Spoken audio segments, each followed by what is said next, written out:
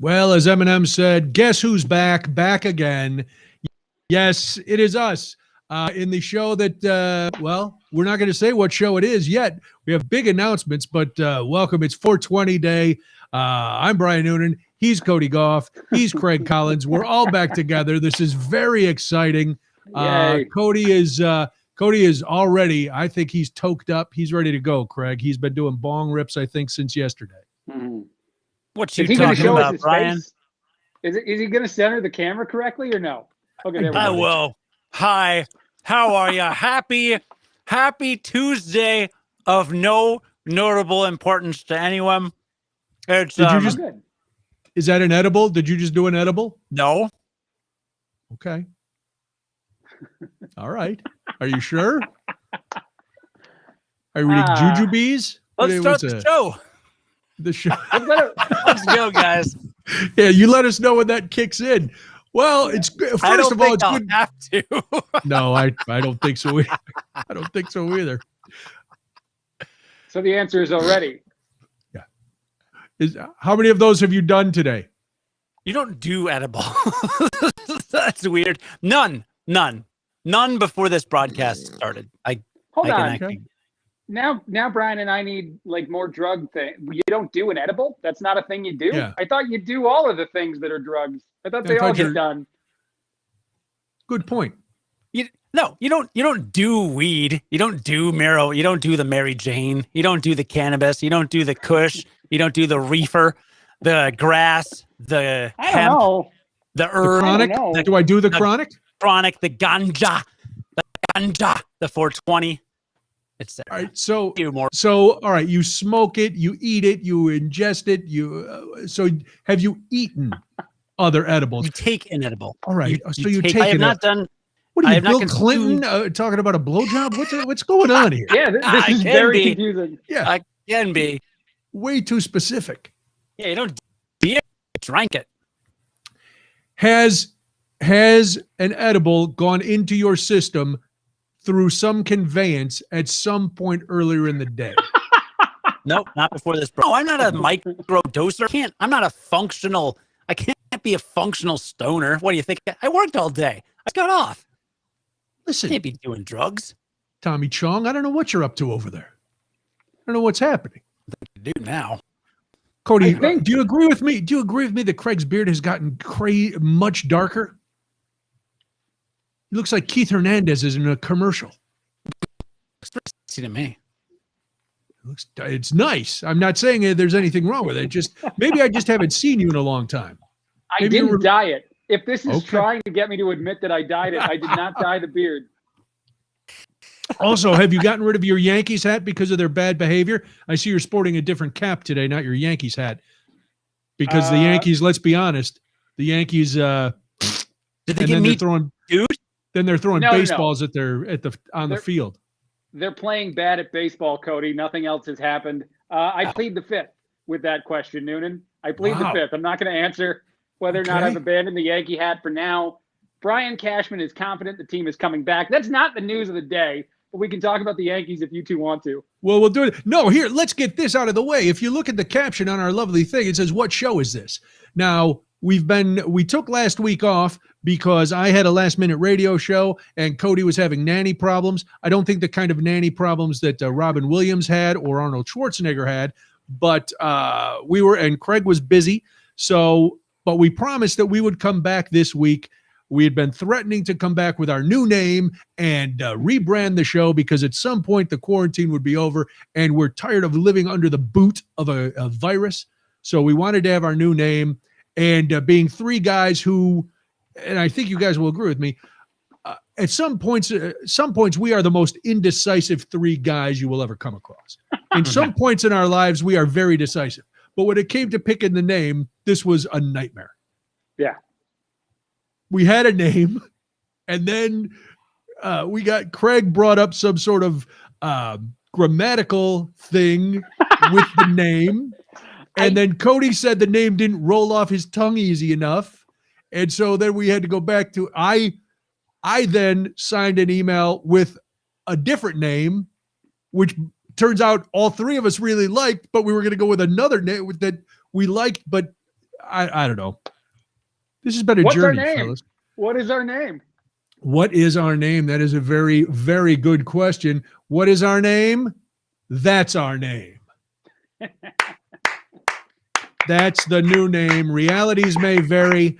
I was hesitant, but it's already been changed on all the. It's been changed in Anchor. So if you subscribe to the Quarantine Cast, you'll start getting the new episodes under the new name. Everything is the same.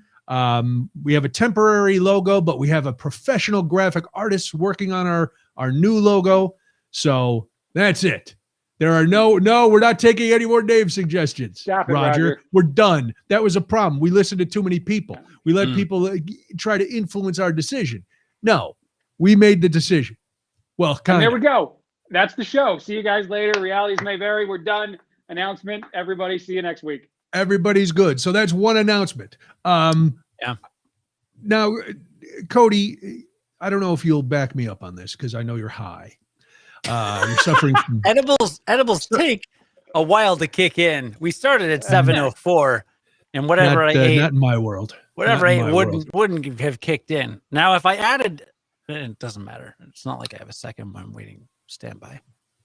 Just so you know, I do have a huge Tupperware container full of the weed downstairs. The ganja. The ganja. What? Hold up. What? What did you say? I said I have a huge Tupperware container. No, I heard all the words. Why do you have that? Why wouldn't I have it? No, Noonan, you've never done the weed. I've never done it. No, someone I know is getting into the cannabis business. All right. And my wife has been in a lot of pain. And so people had said, hey, why don't you smoke some of the devil's salad to ease that pain? Because that's what it's supposed to do, whatever strain. So she was tired. What size Tupperware? The same size that Drew Peterson buried his wife in. Wow. Giant. Yeah, it's a big one. It's like a keg. It's a keg of allegedly. Cody, don't ask more questions and deter. Noonan, stay on topic. I want to know more about I'm staying on topic. Listen, I'm taking after you now, Craig. I'm laser focused. Because so anyway, so we were talking to this person who's going into the cannabis business and mentioned it. And that person said, oh yeah, I got some here in the house. He said, I have a lot more, but it's at my other location. And I'm like, listen, Mr. Escobar, I don't want to know where your other location is. So you never go to a second location with a drug dealer. No. You never go to a second location. Well, first to clarify, this person is not a drug dealer. He is opening a legal cannabis business. He's licensed and everything. But anyway, I've known this person their entire life. So the chances of me getting shot are never go to a second location with a drug dealer, Noonan. It doesn't matter. We have to. That's the lesson for the day. Never go to a second location with a drug dealer. I didn't. But he gave us what we had, and it's been in the house for now a number of weeks. And my wife will not imbibe because she's afraid I'll make fun of her because because anytime I bring up weed, it's a litany of craziness that I like to, I just like to go. And I was like, no, why? One, if it helps your pain, that's great. Two, it's legal. Three, if you don't know that I'm kidding after 29 years of marriage, then really this has all been a waste. And so then I bring this up to here's a revelation. Probably not. So I see a therapist because I'm a lunatic. And, so I bring this whole thing up to my therapist. He goes, well, maybe you should smoke it with her. And I told him about you guys giving me a hard time and people offering to pay to see me smoke it. And so I brought that up to the wife and she was like, well, maybe. So it's still down there. And I got a lot of arthritic pain, so I could use it as, What's because I tell you what, what strain? That's what I don't know. I don't know if it's indica or violet or indigo or blue or green or one of the colors that lie between. I don't know. You don't know if it's Jack Herer or Purple Rain or OG Kush or Jedi or Death Star. You know any of that? Are we all making names up? Because I can make names up. Yeah, make up some names, Craig. Come on. Okay. No. I would assume that you doing it, Noonan, would help her to do it. That's true of anything, right? When you have someone you care about that wants to try something, trying it with them is always a good step. So now, no jokes, intended here. You probably should get high with the missus. All right. I got a lot of points when I got waxed. What? What happened? He's smooth like a dolphin down there. Do things that people get up with. I got a lot of brownie points. I won't know who it was with, but hold on, wait a minute, hold on. I don't know if I'm trying to debate if I'm going to talk about this. What are you saying, Cody? What did you do? Wait. I don't know. I already don't like where this is going just from you. You don't know if you what here's the joke that I will explain, which will make you said you should participate in a thing that your significant other is doing for solidarity.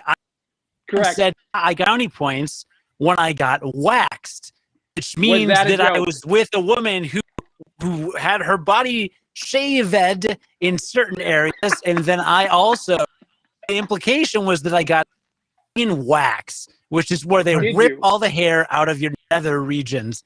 I'm aware of what it is. Actually, did you go stem to stern? I've not gotten professionally waxed, so there's the rest. But Roger, I'm not over modulating. Perfect. No, you're pixelating a little bit. What? Things are you're breaking up. Things are odd. I thought it was my connection. No, your connection like my audio is bad. I'll just video and your audio. Everything. Can I ask you guys a different question? Can I take this a different road? On top of the conversation, Cody, you don't want to share that you got waxed? Well, no, use that hair to darken your beard? We'll get there, Noonan. I'm curious. We're really going to go there. And by the way, we have news things to talk about at some point. Do you guys ever deal with itchiness in certain areas as a man? Do you struggle with itchiness? Anyone? No one wants to weigh in? Well, I'm not sure. Like in your specific itchiness. Yeah. I'm talking about manly itches. Like in my rump. Sure. Sometimes things get a little sweaty. Not the spot I was thinking of. All right. A little further north. You flip it to the other side. All right. I was just thinking itchiness. I mean, like outside your normal, just, hey, you got a scratch once in a while, or like, is this a chronic pain? What are you talking about? I don't have an STD. I think that sounds like it. No, I don't. It's just a regular amount of itchiness. My wife thinks it's the grossest thing ever to see a man scratch that area. Even like any moment, if she catches a single glance of a man doing that, my wife thinks that is full on the worst thing you could ever do. To Cody's point, we had a debate as to how I could stop ever having any sort of scratches. I may or may not have actually done the thing Cody joked about doing. And for a second, I was rather happy that I had another kindred spirit. And now I'm very embarrassed and sad that I went down this whole road. I just wanted to say one last thing about it. It does not improve itchiness. It does not. No, I was going to say that. It does not. Listen, I keep myself nicely groomed. I don't, I don't wax it up. I'm not a psychopath, but I do some trimming. I take care of business down there. I don't like an overgrown yard. Just like I maintain my grass out front, I maintain my grass in the house. No, it doesn't. It doesn't like get rid of the itching. No, it seems like a rational path, though. You go from, having that situation and doing what you said to maybe having none of it, maybe ripping everything out and seeing what happens. Yeah, but it grows back. And it's terrible. And I wish no one the pain of that experience. But again, I digress. I have a bag of hair somewhere. Nut stubble. That is the quote of the night, Mike. I love that. Nut stubble. Yeah. Nut stubble. We don't. And Maureen thought it might be jock itch. It could be. Are your undies too tight? This is a regular amount of things. I do not. I'm not down there all the time. Well, then, if it's a regular amount of things, then the first word in your sentence would mean that everybody has it. So yeah, I mean, okay, who doesn't itch? That's why I tried with the question first to go down that road. Yeah, no, it's good. Yeah. Oh my Lord, I don't do it in public. I'm not at the Jewel in the produce department using a pineapple to exfoliate my region, but Do the lovely ladies in your lives get annoyed if they catch a glimpse of you doing that? Is there a complaint or two that gets thrown your direction? let me tell you this, Craig. The list of things that I do that annoys the women in my life. All right. Me scratching here or there, front or back, up or down, that doesn't even make the list. Yeah. Okay. Cody? Don't make me take this 5 milligram edible on top of the 10 milligram edible that I definitely did not take at the start of this quarantine cast. Realities may vary. It's a podcast now. What is? Are we a podcast? Are we a YouTuber? Are we a influencer marketing? Are we an Instagram video? Are we a TikTok? Is that what we are? I think we're a vlog. Oh my God. We're a podcast, and we're also live now on Facebook and YouTube. So we vlog and then we podcast. I am seeing women viewers weigh in. Sally said absolutely. Jean said no one wants to see that. I guess my wife is not alone. Cody, you want to change the topic? No, I have a comment. Cody right now is seeing music, so he doesn't know.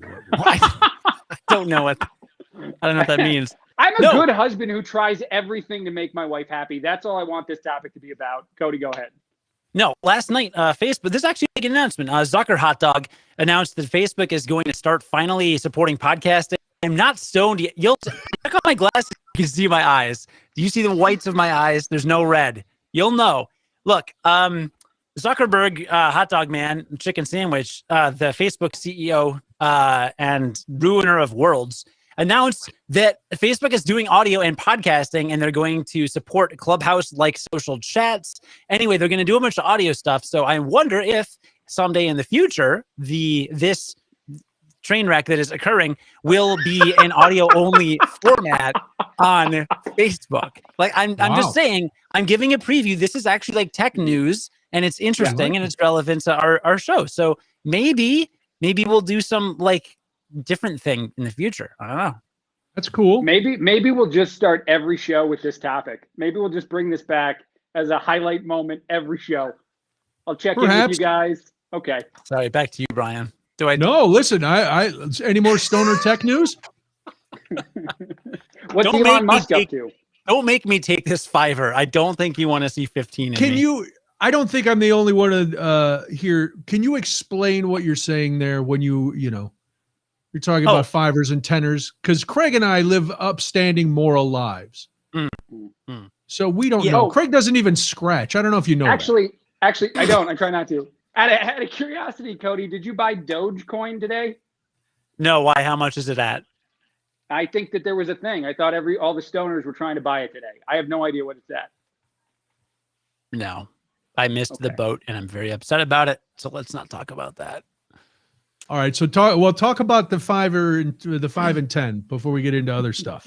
Edibles are generally sold in packs of 100 milligrams. Generally, they're divided into 10 milligram pieces. So you get 10 milligram gummies, for example, in a thing, or 10 milligram chocolate bars, etc. What would that run you? Oh, $45 in Chicago. In Denver, I think in Colorado, I think it's 30 or 35.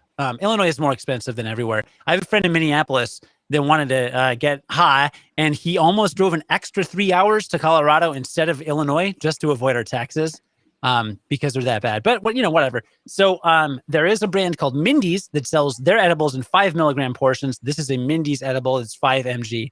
But typically they're 10, including, but perhaps not limited to, the one that I definitely did not consume at the start of the quarantine cast. And there are some, I don't think they sell them in Illinois, but there are some like super micro ones where they sell 2 milligram dosage. What's the point? I think he just passed out. Wait, you want to hold on? Did you fall down? Are we doing a baby thing? Are we getting a baby? Are we getting a baby high? That's definitely not gonna happen. Is that when you bet? That's when you bow out? That is. I can talk about ball waxing all day long. A baby. A baby. Fresh from the bath. He looks terrified. Talking to the mic, little baby. Hello, little baby. He's totally going to eat the mic. Have the mic, baby. It's my favorite baby. My favorite baby. My baby never makes cameos in anything. So hi, baby. It's a special treat. Oh, for people please don't hit his head on the camera. No, For he's people not that nowhere can- near the camera. Here you go. No, for people that consume this as a podcast, you have to go to the video Yeah. to see Cody's baby. That's A going to have to be a baby. prerequisite now. He is adorable. He's Yeah. so adorable. Oh my God. Yes. He's smiling at me. Sorry. I know he's so cute, right, Sally? Bye. Oh, he's coming back. He's Little coming baby. back. Wait, lift him up. If he What'd you smiles, can do? you hold him? He smiles. Look. Look at him. Look at, Oh, that look at was that amazing. baby. That was a smile. That was a legit smile at his dad. You're smiling Yeah. today. Yeah. Sorry, I'm really obsessed Wow. with my baby. Bye. Congratulations. He's good. Thank you. Dude, my baby's awesome. I All right. I'm gonna I eat can't believe the topic we transitioned from to get to your I cannot believe what's happened for Boom, this boom, show boom. so far. You This got is it. Well, nuts. the new description of the show says we cover such a wide range of topics Yes, due we do. to short attention spans and the fact that we're just jumping around. Let's go back. So how much edible would you normally consume? Is it just 110 thing, or a 10 and a 5, or a fistful? No one should ever really take more than 10. Some people are so sensitive that they need to only take a 5, but generally a 10 will do you good. I had a friend that took 30 one time and he didn't know where he was for like a whole day. Oh man, he was messed up. So yeah, I mean, you don't want to go much above 10. You can do 15 if you're feeling if you're celebrating 420, for example, and wearing a tie-dye shirt. But if not, I'm not stoned. You can see my eyes. You can see the whites of my eyes. Stop putting the graphic up that says I'm stoned. Anyway. All right, listen. We had a big announcement with the new name of the show and the new branding. There is another big announcement on the show for one of the people. One of the people on this show is having a banner couple weeks. Spoiler Cody, what alert, happened? it's not me, but it is our very own Craig, and it has nothing to do with his shiny backdrop or his manly beard or his abandonment of the Yankees. Yeah. I got to fill in on WIBC in Indianapolis, and they said they liked me, so they're going to have me back on Thursday and Friday. And then I got a full-time gig during the time off. I did take time off. I was working on some things to have an income again. So I will be starting a show on WMBD out of Peoria on May 3rd. That is a brand new afternoon drive show from 3 to 6 p.m., as it says on that graphic right there. And I'm very excited. My second guest on the show is going to be Cody Gough. He was beat out by Radio Hall of Famer Gary Meyer. Cody does a regular thing, or he did a regular thing on my radio show on Mondays at 5. The tradition lives. He'll be on 5 o'clock May 3rd. Well, congratulations. That's very big news. Congratulations. Thank That's you. excellent. I'm very happy about all of it. I'm thrilled that IBC would have me back. I'm thrilled that WMBD is cool with me doing that. And I'm thrilled to start the show. I want it to start now. Yeah, it's got to be tough when so much is happening to not be able to jump on. Do you have that reaction as a radio guy? Do you start to, and Cody, a podcaster, do you start to, whenever you see any news, like want a platform to talk about it? Because it's an unhealthy thing. I wanted to be on today. I've wanted to be on the last week in Chicago. I was on the other night, and I'm going to be on again Friday on TMJ. But to be on the air when things break is a big deal. Yeah. Yes. Cindy, Sally, everybody very excited for you, as we are here, because that means two people on this show are making money. To answer your question, for me, it's less about the breaking news because, as you know, I'm not exactly a news junkie, Sean Wasson. What I am is I do wish I had more of a platform. Thanks, Craig. That's so inside. That was my favorite. Oh, so go stupid. ahead. Unnecessary. He's still on, by the way. In Florida, right? With that handle, yeah. Yeah. Yeah. Oh, yeah. Anyway, what I was going to say is that I wish that I had more of a platform. There are niche topics that I know are being reported on or misrepresented or not really great. Like I wanted to be on CNBC when the GameStop thing kind of blew up because none of the analysts on CNBC really understood what the whole thing was about. So anyway, I like to correct the record, but again, congrats to you, Craig. I didn't say that actually again, but congrats to you. I'm excited to be on your show. But that little segment that we used to do is fun, so I'm excited to do it again, just like I'm excited to have you back on the Quarantine Cast. I know Brian's excited that he doesn't have to just deal with me now for 2 hours a night, and now that help, with By that. the way, Cody, you might not have immediately said congratulations here. You did tell me on Facebook that I'm sexy as a response to some of the posts I put up. So I think that your opinion has been. It was very weird. It felt very odd. My mom asked about it. My mom was like, "Is Cody being serious?" I was like, "No, Mom. We're both married men. He's not being serious." That doesn't mean anything in this day and age. Okay. Maybe everybody's on the DL. Love always finds a way. It does. I don't know what you guys are. The topics on this show today. Craig, the alternative is that I wrote on your Facebook wall what I was texting you both about earlier, which I don't think I'm allowed to do anywhere public. Oh my Lord, no. No. It took Brian a second. And he was like, yeah, no. Listen, I rarely do I pay attention to your texts. That's why. That's fair. So, actually, commemorate. Because I know you write them when you're stoned. Oh my Wait a God.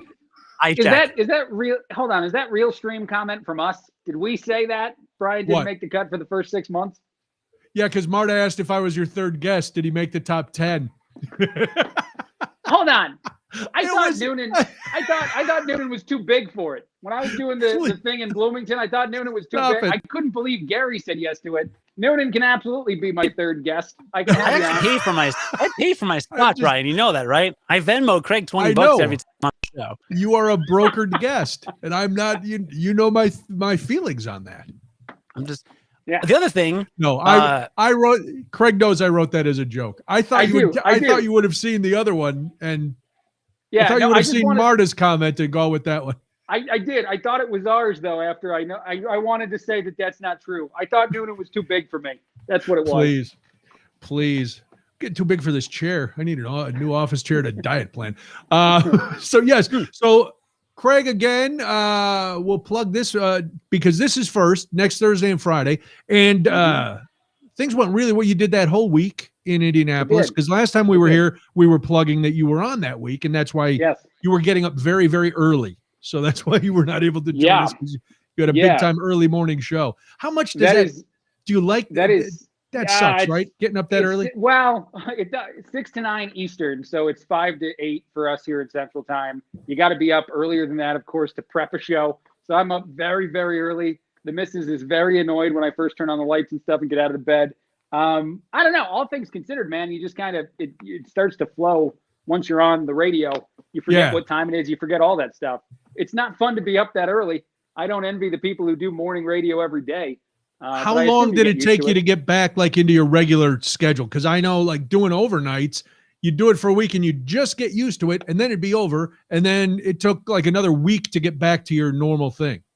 Well, yeah. So as you're transitioning to what you're currently doing, I think I tanked the Monday and the Thursday show because I was extra tired both those days. And then by Friday, I was like, I got this. This is great. And I woke up all weekend that early in the morning and I hated it. So it took me several days to fix it, Noonan. Oh, man. And then, so afternoons, I always thought afternoons would be the best time slot. I love that time slot. Yeah. Because you feel less pressure to get to the news of the day. People have probably heard it, and you feel a little bit more ability to have fun quicker. So that's going to be the concept of the show. You're going to hear news. You're going to hear what's going on, but it's going to be a very silly show too. Hopefully. More fun quicker might be your tagline. All right, I'll go with that. My bumper sticker, the first one for the show. Use it, more fun, quicker. Yeah. Maybe your second guest will use it. Yeah. Ooh, there you go. I was also struck He's going to be by stoned when he comes on. I mean, still, no red eye yet. No, I was reminded of the brevity of morning show formats because, as Craig mentioned, I used to do a show every week, and you had to have like 20, 30 minutes to talk. And I was on his show in Indianapolis briefly.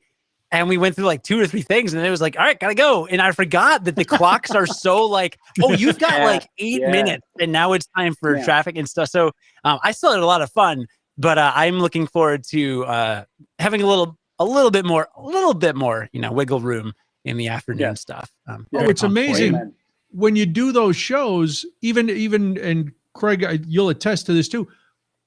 Like you and I prep similarly. We always have a lot of stuff, and then you go into like a morning or afternoon that's tightly formatted, and you're like, "Holy wait, what? Huh? I got 18 days worth of show prep." But then you go, "Well, I can't use this all week because it's today." Well, no, what's also funny, and we're just inside baseballing this whole thing now. You get different producers if you work in different stuff. Allison is the name of the producer at Indy. She's incredible. Sent me a bunch of topics, and I had way too many of my own, Noonan, because we always prep our own. So, like, we threw out 45% of a show, didn't use it at all. I could have gone another 3 hours, no problem. See, I never had a producer that did that for me, Craig. No, never. No. Not one time. No. Nobody that maybe when to be a part of the show. Maybe when you produced for me. Okay, there we go. Speaking of I news booked of a the day, guest one time. I booked a guest one time, I think. Did you? No. I'm trying to remember. He booked me when he proposed, or when there was some celebration. I forgot what That's true. No, Brian booked you. Oh, did he? Oh, I booked you for the bachelor party show. Oh, yeah, there we go. Yeah. No, Craig, you and I. Craig, after I proposed, you and I did a show together. I co-hosted. I do remember that. Now. One of my 2 on-air shifts at WGN Radio. The other was a 40 minutes co-hosting with Mark Carmen after like a game. Wow. Yeah, did that come after me? I think so. Yeah, ours was better. Yours and mine was way better. It was really good. But Roger was there for that. We have to go back to a previous thing because Patrick comes through with a big joke. Who is Craig itching to have on his show? That's well played. That's very well played. Probably the missus. Betty was a very popular person on my show in Bloomington, so I think that I'm itching to have her on. I don't know. If you got to have a regular thing. Betty's Bits. Yeah. Yes. That doesn't sound right. I'm not going to do that segment ever. No, that's not what I meant, but it came out that way, and it's like, all right. Yeah. Well, congrats. So again, Craig's new show premieres May 3rd. 1470WMBD.com is the website, 3 to 6 p.m. daily. We will remind you, of course, next week and as it gets closer. And then, then when Craig is too big to come here, we'll still remind you that he's on the air. And then you can go listen to him there and text him. That's, well, listen, who knows? I wouldn't blame you. I'd be gone in a second from this nightmare. That's not true. Are you stoned yet, Cody? No, I knew you were. How many fingers do I have up? Ask me that. Are we gonna do the news? Are we gonna talk about the news? Okay. Let's do that now. And then there's a story that is right up Cody's alley that I saw earlier. But just real quick, the Derek Chauvin verdict came out today in Minnesota. The jurors found him guilty on all 3 counts: second and third degree murder and second degree manslaughter. He faces up to 40 years in prison. I think I can say it's not a surprise he was convicted. I think in some communities and in some parts of society, it was people were holding their breath when the verdict was announced today. Guilty on all 3 counts. Not much reaction from him. His eyes were darting around. Of course, he had a mask on, but personally, I'm very happy. This to me was as close to, and I'm no legal expert, but as close to an open and shut case as you can get. We had a 9.5 minute video showing this crime. I would say a lot of the general public would assume the video was the entirety of the proof. However, the amount of people who testified against him, the police captains, the people who worked with him, the absolute directness in the things they were saying and the ways in which they confirmed what prosecution was saying made the case seem as though there could have been no other outcome. And I know that the defense threw a bunch of stuff out there, but you had cop after cop take the stand and testify that what happened was wrong. And so it isn't, I don't think, a legally surprising outcome. I know a lot of people are wondering what the actual sentencing will be. We can talk about that maybe when it happens, but I saw that a lot of social media seems very happy today with the announcement so far. Yeah, and you can there's a difference. Like, this is not, some people are saying this is justice, and it's not justice, because justice would be the entire system shifting and going in the right direction. This is accountability. This is for a not very common thing, a police officer was held accountable for a criminal action. And so people deserve to be excited about this verdict. Hopefully it spurs things along, and it shows you, Craig, your point that the amount of police officers, and I think it was 10 or 12 cops testified against him. That's a good sign. That's a sign to me that good cops are finally going to go, listen, this wall of silence thing is a load of crap. We gotta get rid of these guys, because there can be no progress with fixing the system and trying to rebuild a relationship between the police and the public without accountability. So while this may not, in the whole scheme of things as we go forward, this may not change everything right away, it's one little step. And I think everything starts with one little step. And the fact that you saw cops, and I'm sure with the next 3 trials, there's going to be more cops who will testify. So to me, it is a day to feel good, and a day to feel that, you know what, something that we all saw, and you didn't have to be a legal expert. You didn't have to be a police officer. You had to be a human being to look at this video and go, that's wrong. Yeah. I mean, I will say, and I don't want us to fall too much in the rabbit hole and all this stuff, but I do think the pressure that was put on this case and the things that we believe it says about our society is unfair and will be unfair in every case moving forward. No matter what the outcome is on any of these cases, I think our society is going to determine, how far along we've come in race relations via way different, changes or whatever to our society than individual court cases. A man was convicted of a crime he committed. To me, that was the beginning and end of what I know that the public interest in it was for specific reasons. But every time we see one of these cases pop up, and there's a whole lot of cops who do their jobs exceptionally well, I have no personal problem with police officers. So, I'm not building a different relationship with them. But I understand if some communities feel differently, and trying to find the solves in those problems is complex, which is difficult for the internet also to handle any complex topic. It is. Listen, it's tough. You know what the internet could agree on? The internet could agree that Cody's baby was cute. And even then, there's going to be some people on the internet who are going to go, I've seen better babies. So your point is accurate. And to your thing, you and I have a different relationship with the police than some communities. And that's part of the problem. But the other thing is, your comment that there's a lot of good cops doing the right thing is absolutely correct. And the part of the problem is that we're all divided up. We've been made to feel that we have to pick teams.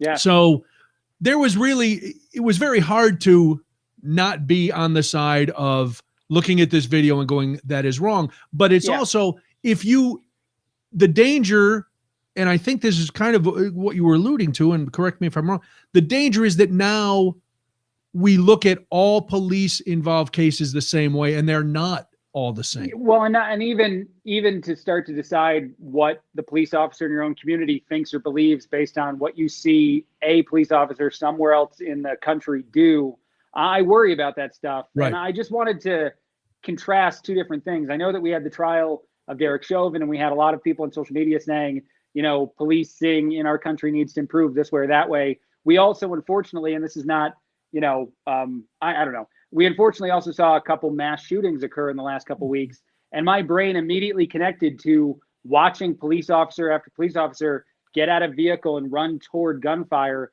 to protect our society. It's dangerous to start to say that cops are good or bad, and to lump them all into the same category, because that job is so tremendously difficult. And there's so many times we see it way too often that hero after hero runs into a place that we would be running from to save lives. I don't want to vilify that profession. Well, no, I was reminded how important it was by seeing those actions of cops when you have horrific shootings in Indy or wherever they're happening. Because obviously the moment that and none of us have obviously experienced anything that are horrible, you dial 911 and you ask for a cop to save your life. And that happened several times as well in the last couple of weeks. Well, and so you basically made my point, where I'm saying we're being told by some parts of the media and other people that if you back cops at all, then you're backing the bad behavior. You can support the police, like you just said, but you can also look at the Chauvin video and go, that was murder. You can also say, okay, there are problems in the system of policing that need to be addressed. We can't throw away everything.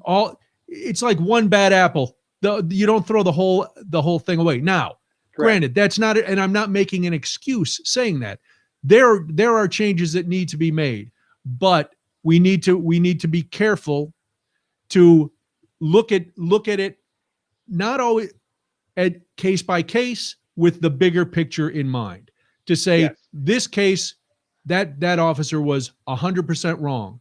And does it go to training? Does it go to systematic racism? Does it go to that? Okay. One, we get rid of that guy or woman. And then we drill down on what changes do we need to make. And we have to look at the bigger picture. But you can be both. You can support the police, but want them to do things the correct way. You know? So, and that's I think that was one of my big takeaways today. Is like we got to be careful, because now there's been, tragically, just in the last couple of weeks, some other cases, and you have to look at each one of those cases differently, because none of them meet the same, fall into the same parameters. None of them have the same situations or the same officers, or the officers' records are not the same. So we have to, while we're fixing the big picture, we have to make sure we're not throwing every little detail into the same bucket. Sure. I totally agree. So there you go. That's all. And that's, as Forrest Gump said, that's all I got to say about that. Well said. Quick note. Did any of you see what the Las Vegas Raiders tweeted? No. I did not, but I did see a lot of professional teams on Twitter. I also want to say I'm thrilled that I hope this happens more often on the show. You update us on what the Las Vegas Raiders tweeted. Yeah. Can it be a thing?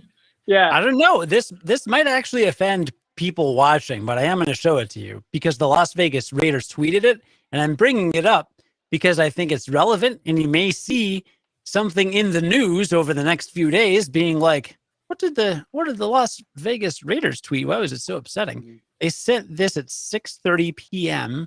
And here is the tweet. That's not going to work. It's a little blurry. Idea. It's just a black graphic, and it just says, I can breathe for 2021. Oh boy. So the Las Vegas Raiders official social media manager, like official team, official account of the NFL, tweeted that. So, at my first glance, I'm like, oh, it's like a sigh of relief that the verdict was like just. But on second thought, once you understand where that phrase comes from, that's a little that's bad. A lot of every single person on Twitter is extremely upset about this. Many in the black community. Can I react to this in an odd way? I don't want to necessarily. Obviously it's terrible. What's interesting about social media? It's always, for the most part, like a kid. It's like a college kid who's running the account. So you say the Raiders said this terrible thing. They didn't collect all of Raiders management together and collectively like say that out loud, and then that's why they tweeted it. Somebody who's in charge of that social media account put that out there, probably with very few checks and balances. Craig, and they'll be unemployed tomorrow. Yeah, they're fired. I have worked as a social media coordinator at a marketing agency with several different clients, and as a social media manager for global firms. So I have a lot of insight into the checks and balances. Now, at some of my past companies, you're correct. I was the be-all, end-all. I drafted tweets. I sent the tweets. That was kind of the end of the story because I was trusted. The LA Raiders, there's a lot of speculation that communications departments approved this because it's political, and there's a good chance that the PR and digital team approved it. I will tell you, Craig, we had a assignment for P&G, Procter & Gamble, through my marketing agency. And in order for us to get one tweet sent for a campaign promoting Head and Shoulders with Troy Polamalu, the football player, it would take 3 weeks because it would actually have to go through like 4 different teams at P&G, including legal. and then go back to their social team, then go back to us with updates, and then we'd have to send it back hold out. on. So Let me it follow up. depends. I got more questions now, Cody. So this is a breaking news story that technically they didn't know what way it was going to go. Are you saying that a social media, strategy for a company would be to have 2 tweets, one available if the verdict was one thing, one available if the verdict was the other thing? Both of those go through the chains to be approved, and this one's approved because news breaks and Twitter reacts to breaking news. Big companies react to breaking news. There's no way that you can have weeks of planning for breaking news. For this they could, because they knew there was going to be a verdict at some point. Okay, in some scenarios, yes. Yeah, and they could have. This they could. They've had 16,500 comments on this, 42,500 retweets, and 11,000 likes on this tweet. How many comments did you say? 16.6 thousand. Okay, so let me tell you about a social media thing that is not insider knowledge. So great points, Craig. Actually, I should also mention that. Like those are good points. There is a chance. Thank you. It was like one dude asking his boss, "Can I do this?" There is a chance. There is a chance. With a team this big, especially with NFL teams, and the reason why is because contracts. Like certain players will be beholden to certain like products, and there's just a lot more like legalese that goes with all of like NFL related stuff in my experience. So I don't know, but but what I want to point out that Brian mentioned is 11,000 likes and 16,000 comments on Twitter and on social media in general. And this applies to everyone. And all of you watching Facebook, this is a thing you can keep an eye out for. There's a thing called getting ratioed. And getting ratioed is my favorite social media term. And it's when far fewer people like something than comments, because what that indicates is that people are angry at you and you did something wrong, and they're commenting to tell you you're bad more often than they're liking your stuff. And there are some epic ratios. Like I'll retweet a ratioed tweet just to show people and be like, hey, look at this idiot. They got like 400 likes and 19,000 angry comments. And I think it's hilarious when it happens. So the Raiders got ratioed, not horribly, but generally on social media, you'll usually see more likes than comments. So anytime they're even close is a big deal. And yeah. Can we change the name of the podcast to Ratios May Vary? Can we get rid of the realities? Sure. Yeah. I had no idea this was a thing. Our Not ratios may vary. Not I may be ratioed. Yeah, Cody. Stoner Tech News. Been doing a lot of Stoner Tech News tonight. I like it. I'm all over the captions tonight, boys. I came in, I preloaded some, and now I'm going to town because I'm in my little broadcast emporium now. Got a new ring light. I got 2 monitors going. I got the whole audio setup that Craig helped me set up. I've been doing a ring light. Oh, I got 2 ring lights. I got a little one, and now I just got a new one. Does it vibrate? It goes very bright, as you can see. It changes color. Yeah. So, well, because I had to do, I'm doing this other thing. I got a green screen that I didn't put up tonight.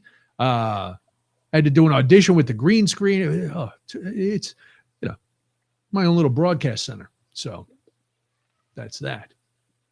But yeah, all right, Cody. So I can't believe you have a green screen. I was waiting for Cody to react to that. You have a green screen in the home for any use whenever you need it. Sure, I have a big pop-up green screen with a tripod and the big the big monster clips that hold it on there. Tech savvy. Noonan has changed during the quarantine. That is incredible. I'll tell you, as I started thinking the other day, yes, and the audio part started. The audio part started because of you. Craig, with teaching me about clean feed and helping me set up the good audio setup so we could do this. And then I went with a new camera. I think that was Cody's thing. So I learned about the camera. Then I started doing this other thing, and I had to get a second monitor, and I had to learn all these different apps and all this different software. And I got the green screen, and I had to measure with my camera angle and figure that all out. And now I'm working with Then the other day I was doing this audition. I was like, how am I going to do it by myself? I don't have anybody to hold it. I said, wait a minute. I downloaded some software for my webcam so I can do Zooms and all kinds of things on my own with the camera. And oh my goodness, yeah, it's crazy. So I'm learning. And then I taught last week, and I had to use Zoom and Seesaw and Class Kick I got to teach the kids remotely. Plus, so I'm sending them to break rooms. I'm viewing their assignments in real time, and I'm answering questions, and I'm going and sharing screen. Now I'm all techie. Scary. It's amazing. I'm just impressed. I want to applaud you for that. Yeah, no, well, I'm an old man. I learned some things, and I'm not even stoned. And there's my tech news. Craig, he's always been pretty tech savvy. I'll give that. Worked with you for a long time, Brian. You know how to operate things. I mean, just the sheer fact that you know your way around a board and a studio and mini disc players puts you a cut above certain other hosts I've worked with. I'm sorry. We now have a bumper sticker for Noonan too. I know how to operate things. The Brian Noonan show. Yeah. As Sade said, I am a smooth operator. Ooh. No need to ask. I'll tell you, I'm a smooth operator. Yeah. Well, you told me that you had a story for me. Yeah, this is big news, and it kills me to even report on this because it plays into one of your character flaws. Because if you remember, and I don't know how much this will mean to Craig, who is not really a beer guy, and is disappointing us all because he doesn't have a giant beverage tonight. Usually, I do. Do you want me to go get one? And it's a fancy beer. I have a fancy beer beverage. Oh yeah, go get it. Okay, all right, I'll be back. I'll be back. Talk amongst yourselves. All right. Yeah, we will. Yes. So this is gonna play into your thing. But it is. Yeah, I have going back to the ring light. I had the little one that you suggested that just sat on top. But then I'm doing this. I picked up another side hustle. I have two. I don't have a main hustle, but I have a lot of side hustles. So I'm doing this trivia hosting thing, and I was doing one the other night, and all the lights in my room that I've made into my broadcast center have like a yellow tint to them. Mm-hmm. So it looked kind of weird when I was doing, the green screen, the background looked great. But so I went with I got this ring light. I have to experiment with what setting of color to use for it. Yeah. I just turned on my lights yellow. So I can change mine from 1 to 3,000 kilohertz. And so this is yellow lighting, but if I turn it white, I can turn it ice cold. And this is the white lighting. So, okay. Yeah, I've got a couple different ones. Now this is like the ice one, but then this one glares off my glasses. There's the yellow that almost looks like a. So I don't know. I don't know. Sorry, I actually had to stick my head over there for 1 second because my Gough was looking for one of the baby accessories. He's very attached to his pacifier. He's very what? Very attached to his pacifier. Oh, all babies are. Do you call it a pacifier? Yeah. Look at you using clinical terminology. I usually say, I used to say binky, but binky. That's what we go with. Binky. Hi, Craig. Mm-hmm. That's Craig's a real thing. A binky? Yeah. Everybody pacifier says is the only word. No, I've never heard. No, dude. I don't Brian, say binky. Everybody says binky. Well, one, you don't have a baby.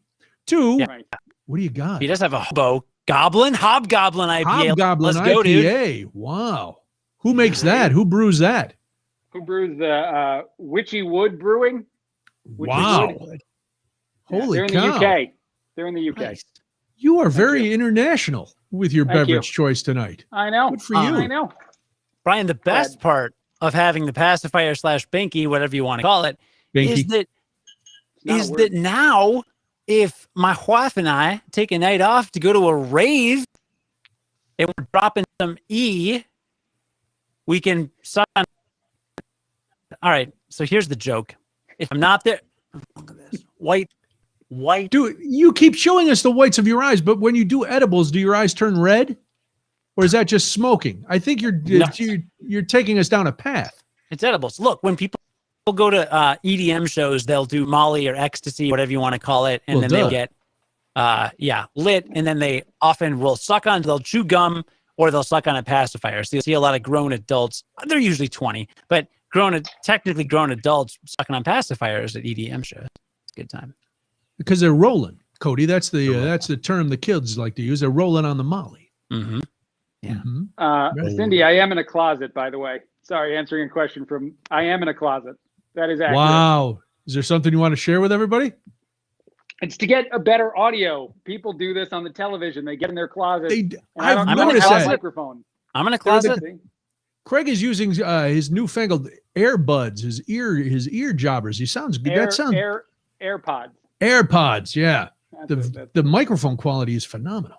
I know. That's what I read was the value of these things, because the headphone quality is not as great. Oh, you can't hear us. That's probably good. I like that you're drinking your giant fancy beer out of a bottle. Yeah, well, Put that's it in how a I roll. bag. That is how you roll. Now I feel like I gotta go downstairs and get a Cuvée de Gras. Did you hear about that, Brian? No, I mean, know what it is, but no. Is there news? What's going on? No, this was the new. This was just released from Revolution the other day. Revolution Deepwood. I drove into the city to get 2 4-packs of it. Really? Yeah. Well, you didn't call me. You didn't. You had to drive right past my house. Actually, did I? Pretty close. Oh, actually, no. I was officially going to invite both of you today, right now, on the quarantine cast, because it's on my calendar. I literally have a calendar event for Saturday that says invite Brian and Craig and company over. So this Saturday, I haven't been vaccinated yet. Well, and I have my niece's first communion. That's my goddaughter's first communion Saturday. So I'm Saturday. No. All right. We'll invite you both over some other time. And Craig, work on those vaccines. But so the CDC's official guidelines is that you can have small gatherings if everyone is vaccinated, even if they're in the household of like unvaccinated people that are not high risk. So since Brian and I are vaccinated and my wife, we could all technically hang out with you being the one unvaccinated person. And the CDC says that's totally fine. It says it on their guidelines. And I know this because I might be scheduling a barbecue next month. So last night I spent an hour on the CDC's website. Now, let me ask you this, Cody. If we cough and spit at Craig, is he still safe? It depends on where on his body we're doing these things. And no. Right for the pie hole. I arc it up right to the pie hole. Lean back, watch it arc in the sunlight, and kerplunk. Can we just do like a topic? Can we do Arc de Triomphe? Because you're triumphing over it. What topic would you recap? No, I just want to do a topic recap. Oh, okay, of the things go ahead. We discussed in the show today. We talked about whether or not Cody and I have been waxed. We talked about where you'd spit on me. These are things that have come up on the show. Just want to and we saw Cody's baby. We saw a cute baby. Yeah, that's a thing that happened. And we went into an in-depth news of the day topic. I did not come into the show assuming it would be discussed. Where would we spit on Craig? Well, I didn't either. I'm not planning. First of all, I'm not planning on spitting on you. I'm testing Cody's knowledge of CDC guidelines after he claims that he did exhaustive research to find out if we could all gather. Yeah. At the same time, if you were to spit on me, it would be directly into my mouth. It is something that I now know. Yeah. Yeah. Right. Well, why would I waste it on your shirt? I don't know. I booked us a room. I booked us all a room at Sybaris just to get this all worked out. I read on TripAdvisor. I like that you're worried about the fact that I have that much accuracy with my spittle. That I could expectorate with that kind of accuracy. I appreciate it. Thank you for that. Thank you. You're welcome. I love that I know that answer. If anybody ever asked me, like, what's something interesting you know about Brian Noonan? He would spit in my mouth. Right, and in a non-sexual way, just to be clear, if we can clarify. Right. Still going to Sybaris, but not the Downers Grove locations, because I read bad things about that one on TripAdvisor. Is that the one you went to, Craig? I don't think so. Okay. Did you go to a Sybaris one time? Yeah. Or many times? Once. I did it once. And I did it because I didn't know what it was, because I'm not from Illinois. I didn't grow up on the commercials that show it for being. I heard that there was a cool hotel where you had a pool in your room. And that's not all it is. They did a bad job of explaining that to me. Yeah. No. And pool is a loose term for biological cesspool. Okay. Allegedly. Right. Yeah. Disgusting pool in your room. Right. Yeah. There's a cement hole that has water in it, but it's also a cauldron of fluid that is mixed with that chlorinated water. Is there one in Arlington Heights? I believe that's where I went. If there is one there. I know there's an off-brand one in Orland Park that's or it used to be there. It's not. It wasn't. There was a Sybaris in Frankfurt. Yeah. On Route 30. That doesn't sound right. The Sybaris are in Frankfurt, Downers Grove, Northbrook, and there's one in Indiana, and then I think it must have been Northbrook then. I don't know why I thought it was Arlington Heights. Wow. I have never been to one. Yeah, I have. I brought the Because, missus. you know, I could take care of business at a Motel 6. It don't matter. I don't need a fancy swing. I don't need to dress up like some medieval druid to, to handle my business. Right. Brian, I'm the not an Orland Park, astronaut. the Orland Park one is called Essence Suites. Oh, hello. Yeah, there's Now another it's off-brand one in another suburb, but I don't remember the name of that one. I did some Googling. An off-brand love hotel? Off-brand love hotel, yeah. That's what I would call my off-brand love hotel. And every room would have a bucket and a squeegee for your own personal cleanup. To respond to Gene, I think that's the bar we set for every show. We want you to learn things about us. We're not sure if we want you to share them with other people. Right. That's the bar we set here. Craig is absolutely right. You have it in your quiver in case you need to pull it out at a party. That's what she said. But you get arrested for that. Actually, speaking of parties, do you know what line? All right, my wife asked me to pick her up from work today, and I did. And it's because she had imbibed a little, and they were having a work party to celebrate someone going off. So she'd had a beer. She's like, I don't want to bike home. Come pick me up. Makes sense. So I show up, and they're all kind of partying or whatever. And she says, hi, this is my husband, Cody. Introduce him. And I'm talking to this guy, and I don't know him. I don't have anything to talk about. And Craig, he says something about his son, and then he talks about his dog. And I say, oh, what's your dog's name? And he goes, Violet. And I go, oh, does Violet have a middle name? And Craig, he was immediately so animated. He was like, no, but I wish the dog did have a middle name, because when I want to yell at the dog, I wish the dog had a middle name. And I'm saying this, you don't know, the listener doesn't know. Craig, one of Craig's hot button questions is, should dogs have middle names? And he's done video segments about it. Absolutely, and they're amazing. They should not. They're should amazing. Absolutely not have middle names. And Craig, they're not people. I love dogs. I love them. They're not human people. They're not. I cragged and got to know one of my wife's coworkers, and it went great. And I'm going to steal more lines from you, because you've just got the best. I can't resist. I tried so hard to let you finish that whole story. You threw something out there in the middle of it, though, that made me so curious. Casey bikes to work every day. You make her bike. You don't even go to work. You're working from home. There's a car that sits in the driveway, and your wife has to bike to work this is insanity. Why are we reacting to this? Point of clarity. You're asking this of a man who, while his wife was in labor, was very upset that he didn't get coffee. So the fact that he needs to keep a car in the driveway just in case he gets a hankering to drive to the dispensary for more gummies, I don't know why you're surprised. I understand your shock. It but blew not my with brain. him. That is a surreal moment when she biked to work and couldn't bike home drunk. What is going on? Well, one, we know that Cody's wife she's physically active. And I don't think she's working in Joliet. So I'm guessing it's not a far ride to work. But maybe it is. It's a 2-minute drive. It's a 2-minute drive. It takes her less than 10 minutes on the bike. Now, it was snowing today, and it's going to snow tomorrow. Are you going to make her ride her bike in the snow again tomorrow? She complained about how it snowed this morning, but didn't say, dude, the car's there. She has a set of keys. I don't lock them. I'm not a dictator of this home. Like she has her own car keys. She knows where mine are. She can take the car.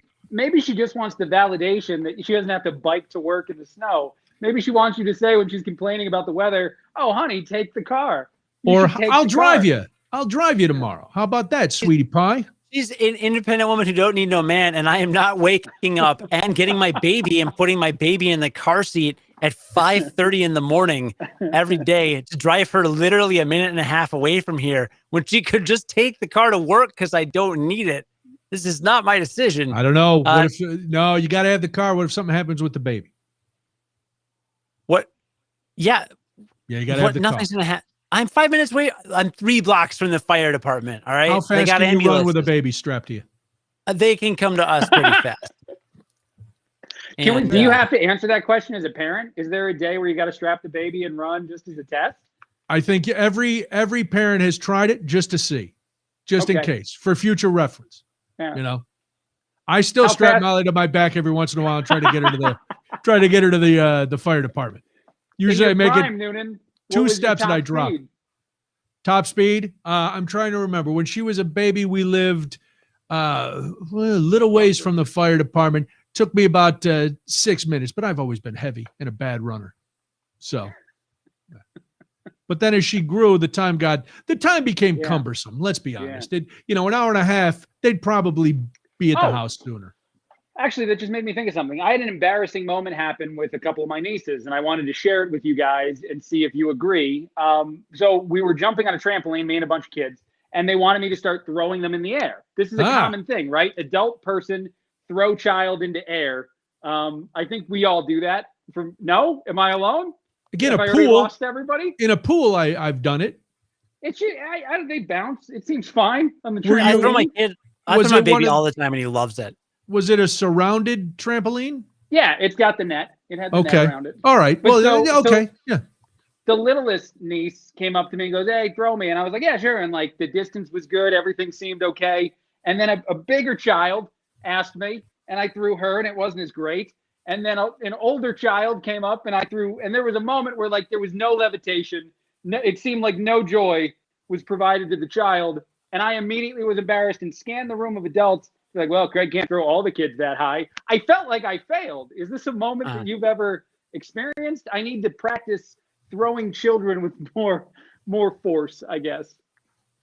You might want to reconsider that sentence. Craig, I live within 500 feet of a school, so I do want you to be able to visit me. You were invited for this Friday, even though everyone's busy apparently. But it was Saturday. Saturday, Cheech. Or are you Chong? I'm not. Look at me, wide-eyed and bushy-tailed. Have you ever had an embarrassing moment where physically you were incapable of doing something around a child and it made you feel very embarrassed? Is that ever like a basketball, anything, any activity? My entire life. Okay. Everything. Yeah. I had a really disappointing moment. I want to hit the gym. Well, how big now, was the third child like 14? What was? No. I think she's 9. So she's not, the first one is only like 4. So like, it's very easy to throw a 4-year-old. Yeah. Oh yeah. The 9-year-old was tough. Wow. All right. Well, 9. No, it's fine. Don't weigh in. Let's move on. You shouldn't be tossing 9-year-olds. Why? I don't know. 9, they're old enough. They're old enough to jump off the roof and go through a table in a tables, ladders, and chairs match, backyard wrestling. Come on. Maybe the kids wanted me to throw them. Oh, I'm not saying you were wrong to try to throw them. The kids, they do the thing. They're like, throw me. And I'm like, all right. Listen, you're not being attacked. What you did was fine. I'm saying, you see some giant 9-year-old rolling up on you. You go, rolling up. Uncle Craig can't really lift that much, Yeah, I got Uncle Craig. I actually unironically know someone who is very good at throwing. And that sounds silly. People. And I know that sounds silly, but they may make an appearance on tonight's podcast. And I cannot say more than that right now. Okay. It's not the right time, but I just need somebody to who throws people. Yeah. All right. Well, we'll be watching for that. That's exciting. I know. I don't know. I'm excited. So what now? First of all, the other adults need to shut up because they weren't in the trampoline bouncing around having fun. They didn't say words. The judgment on their faces, though, when I wasn't capable of throwing the third child in the air, I felt it. And it was an odd set of circumstances because, as you both pointed out, it's not really great to throw children in general. So, I felt like I failed at a thing I shouldn't have been doing. You know what I mean? Which added a layer of disappointment when I realized I probably shouldn't have even been on the trampoline throwing children in general. I don't think that's right. I think you're fine to be on the trampoline throwing children. You're not throwing. If you were throwing them out of the trampoline, like over the netting, then if you're giving them a little toss and they're bouncing around, that's all fun and games. How do you think the guy at Planet Fitness will take it when he asks me what my fitness goals are and I say to throw the 9-year-old higher in the air? How is that worse? Well, one is it's Planet Fitness. And he's going to go, all right, we'll work on the traps and the shoulders and the biceps. How do you like purple? I like it just fine.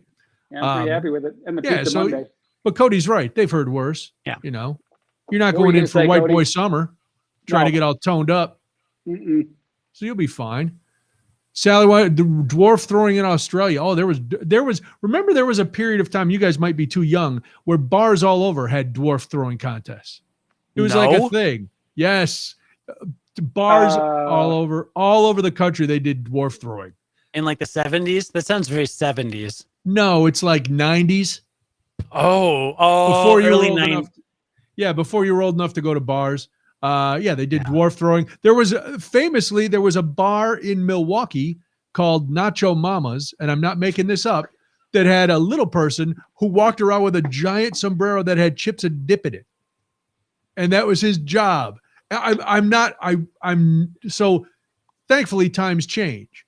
But no, you're touching on this topic. I'm in a Facebook group of radio people, and they every so often put up a post of like an old radio competition and how they missed the old days, and they're almost always utterly inappropriate by today's standard. Radio, like it's insane. Every single medium had almost no rules at certain points in our society. I gotta get in that group. Really? Yeah, I can invite you. I'll sure. invite you. Oh yeah, it's I don't want to get in that group, and I'm not even a radio person. You were. I was. Yeah. Oh yeah. If it's for old washed up radio people, then sign me up. Oh my God. Yeah, you're as stoned as a 70s top 40 jock. I don't know that that's true because the caption didn't change.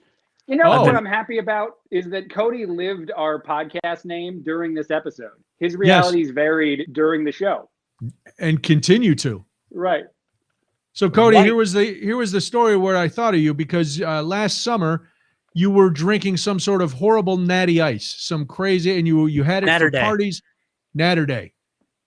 And explain what that was, because Craig is shaking his head, which you should, Craig. You should explain what it is. I'll get one. No, did you? Okay, but just tell us. Okay. I know where your beer fridge is. Hold on. Do get a Natter Day if you're willing to shotgun it on the show. Ooh. I don't want you to get it if you won't shotgun it.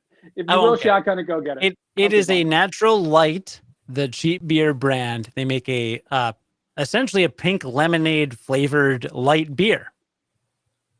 Right. Well, now Natty Light is moving beyond beer into spiked ice pops and flavored vodka. So now you'll be able to get a freeze pop that is Natter Day's frozen icicles, strawberry lemonade, and pineapple lemonade. So now you can take your son on a walk and look like you were just having a popsicle when in fact you are getting hammered while having childcare. And you are the only person that I can think that when I saw this story, there's nobody else I knew who would care about this at all. Except you're the only one I know who drinks Natter Days. I am. Wait a minute, hold on. Revved is this a regular thing? Do you drink Natter Days often? Is this actually one of your favorite things to do? I think it might be time for a tour. No, I'm not going to do that. Yeah, I have a tour. I have a no tour. Bring us to the person who throws people. Yes. Get us to a throwing person on a tour. And then go in and we'll freak out your baby while he sleeps. We'll do some AMSR on him. And then shotgun a Natter Day. And then we'll shotgun Natter Days. I have a drawer full of Natter Days. Like the bottom. I'm going to Cody's party now because we're shotgunning Natter Days at it. That's fine. I'll be there. I just can't do it. Hello, Carol. Carol just got off work, tuned into the show. Oh, you've missed a lot, Carol. I'm not going to lie to you. You've missed things have been going. Mm-hmm. You missed our new name too. There it is. Yeah, put it back up because we all know that Cody is still. If you listen to the podcast, you'll find out where Brian would spit on me. So just check that out. It's one of the main things we learned. We saw Cody's baby. We learned that Craig has a brand new show coming up May 3rd on WMBD in Peoria, 3 to 6. Oh, Bill Nye's on my show tomorrow. That's cool. What? So people should check out Cody and the Curiosity Daily podcast. Ooh, that was smooth. Come on, fellas. That was. Thank you. Now put up the green screen. we did a special interview for Earth Day. So he'll be on actually tomorrow talking about Mars, and then Thursday I'll talk about Earth Day, and then Friday he talks about science. I love your video, by the way, Brian. You got some good videos on the hi-hos. Oh, I fell behind. Did you invite Craig to hi-ho? Yeah, but he doesn't really do social. I invited him to the Clubhouse too. That's a nightmare. Oh my God. I'm on Clubhouse. I'm on it. Oh, it's such a nightmare. I want to talk I to you on I joined Frank Talk yesterday. What is Frank Talk? Mm-hmm. Is it a Are you dog? wait a minute, hold on. Are you talking about the thing with the MyPillow guy? Mm-hmm. Oh my God. No, I didn't. But it was he went out, he was doing like a 48-hour live stream. Mike Lindell. Yeah, streamathon. So as you can imagine, I said screamathon. It could be the camera. And as you can imagine, it did not go well. Yeah. He was getting prank called. At one point, he took a call that he thought was the president. Surprise! It was not the former president. But yeah, everybody was attacked. It was crazy. I'm looking on the App Store. I don't see it. Yeah, I don't know where it is. Just a Frank website. Talk? I think it's a website. Yeah. Is it a Frank Talk website? I don't know. Yeah. But anyway. Yeah, on top of everything else, we haven't even gotten a douche canoe reference from Mike yet. So. Oh, wow. No, he had a butt stubble, though, or nard stubble, or whatever he said earlier. Sure, I'm just saying we haven't peaked yet. We have not. I certainly haven't peaked yet. Also, in honor of 420, you were asking about strands before. Everybody, a lot of celebs getting into the weed business, the cannabis business. Purple Urkel. Purple Urkel. Jaleel White is launching his own cannabis brand called Purple Urkel. Purple Urkel. Project comes after 20 years of hearing about his fictional TV character displayed on cannabis products. He wrote on the new brand's website that he met his eventual business partner on a flight to Oakland. So he said he hopes to debunk stereotypes associated with cannabis and celebrate its medical breakthroughs. Quote, burrowing my way into an industry not known for diversity or inclusion has been both challenging and rewarding, end quote. Did I smoke that? Urkel? So yeah, okay. Purple Urkel's a thing. Who saves audio? Cody, can we save that? Can a listener? Did I smoke that in the Urkel voice? Has to come back. So that's Jaleel. He's got his weed. Now, Cody, are you swayed by celebrity brands? I mean, it sounds fun. You smoke any of the Jim Belushi weed? No. I think I've had Jack Herer. That's a huge Jack one. I don't know who Jack Herer. No, it's definitely Jack Herer. Oh, he was an American author. Like Jack Kerouac. I guess, yeah. Are you talking about Jack Kerouac? No, Jack Herer. Herer. Yeah, Jack Herer is a really well-known strain. It was created in the mid-90s in the Netherlands. So yeah, named after Jack Lehrer. Jack Herer. McNeil Lehrer? You smoke some of it and you start just shouting at people? He was a legendary cannabis activist and author of the 1985 book, The Emperor Wears No Clothes. Of course he doesn't. Oh, interesting. Now I know who that is. Huh. This creation won 9 first-place High Times Cannabis Cup Awards, which exists, and is a frequently used parent strain for new hybrids. Wow. So its lineage remains unconfirmed, but it's generally thought to be a complex hybrid of Northern Lights, number 5. Northern Lights is another good one. Shiva Skunk, I haven't had, and Haze, also new to me because I've never smoked marijuana or ingested any drugs. Not if you check the beginning of this video. You cannot see that happen.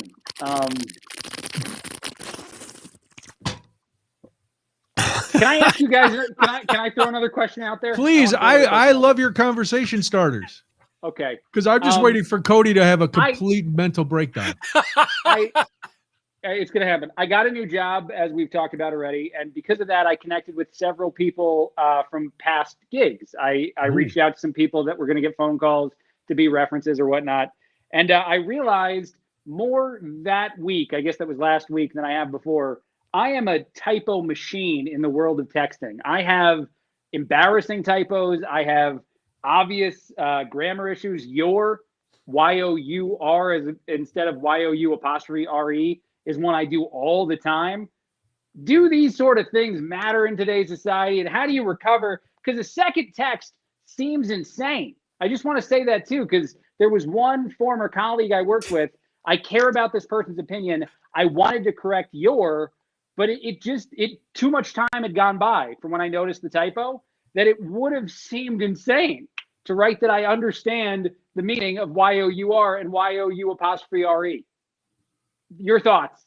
I think you get a few minutes there. Also, I blame it on your iPhone. Do you use the iPhone default keyboard? Yes, I do. No, dude. I have a Google Pixel 3 or Pixel 2 and an iPhone for work. And my work iPhone, 10 million times more typos. The keyboard is garbage. And I installed the Google keyboard on my iPhone, and that's garbage too for some reason. I don't know that I realized it until I started to care what I was saying to people that I don't talk to often. There were several people I reconnected with, and I looked back at the things we were saying, and I was like, holy crap, I have so many typos.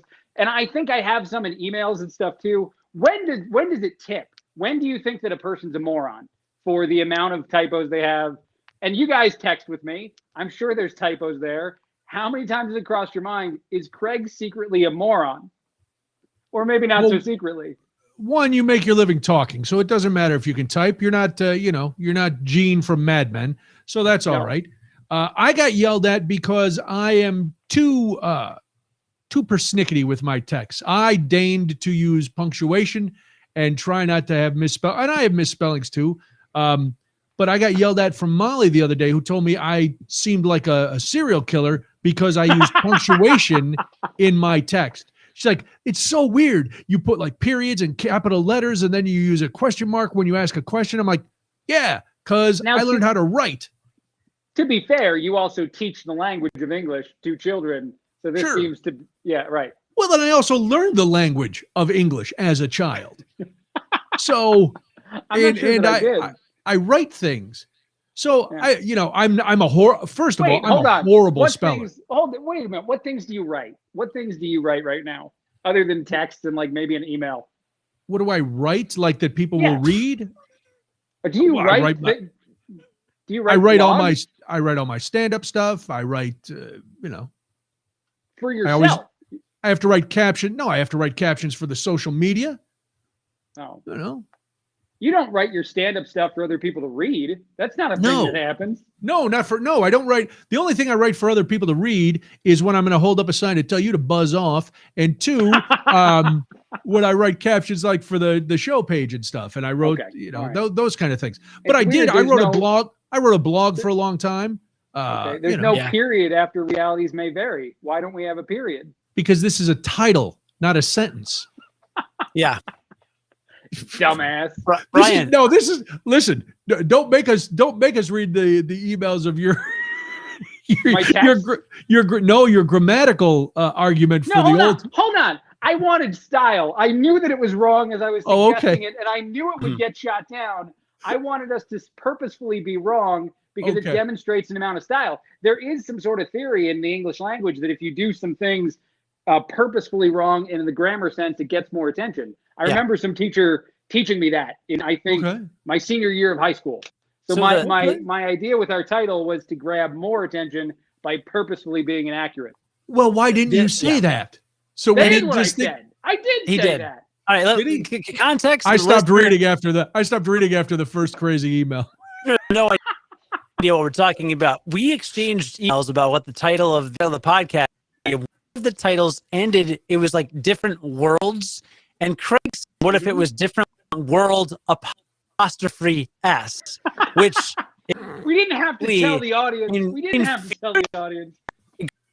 Exactly, to his point, maybe a brilliant marketing technique. Oh, I don't know, dude.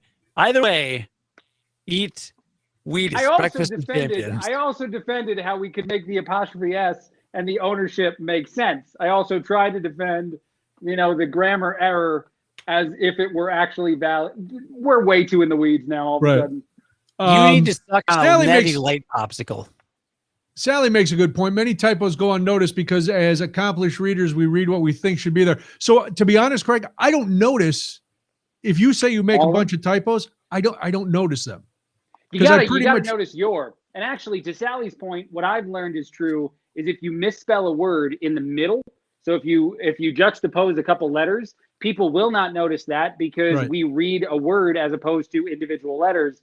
Mm-hmm. But if you write, and this is the biggest sin that so many of us do, Y-O-U-R instead of Y-O-U''re, that demonstrates stupidity. I feel like I'm dumb now to 3 people. That was 2. I also held up just 2 fingers.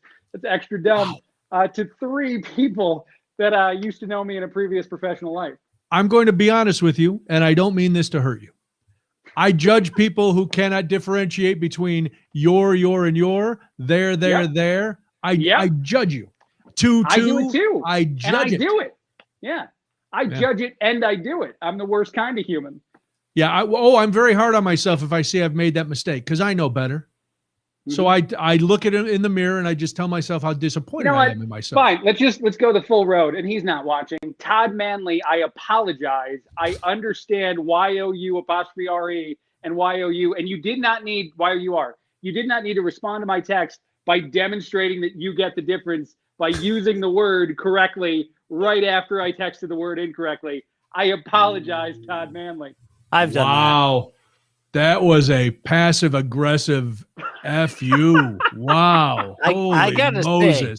say, I gotta say, Brian, after I worked in probably like 2010, 2011, I had been working with you for 2 or 3 years. It was about, I would say probably close to 2.5 years in working with you. When I remember having this thought in the downstairs station when WGN was still on the first floor of the station. Oh, that was a good time. Just outside of Milt's office and the little intern production room right there. Oh, that was a good time. Oh, because that was next to the conference room where Brian would plan the pre-show and I would come in. That was a good time. See what audio he needed and stuff. Well, I specifically remember being in there or at the intern computer where I was the moment where I was like, this is just the way Brian writes. He's not angry. Because like people my age and your daughter's age give us the rest. Without punctuation and people like a generation older all use periods. But to like if I texted Craig with a period, it would be an act of war. Essentially, it would be a declaration of hostility. Really? Yes, it would be. So wait, what do you just type one run-on sentence? Yeah, like a heathen. Often, I never use question marks. Hold on. Marta wants to know if it was a good time. Yeah, it was a good time, Marta. I have a different texting sin to appease both sides of this conversation. I just send 65 texts. My sentences are broken without periods, and I send 70. I send so many more texts than anyone else I know in my generation because I can't do the run-on sentence.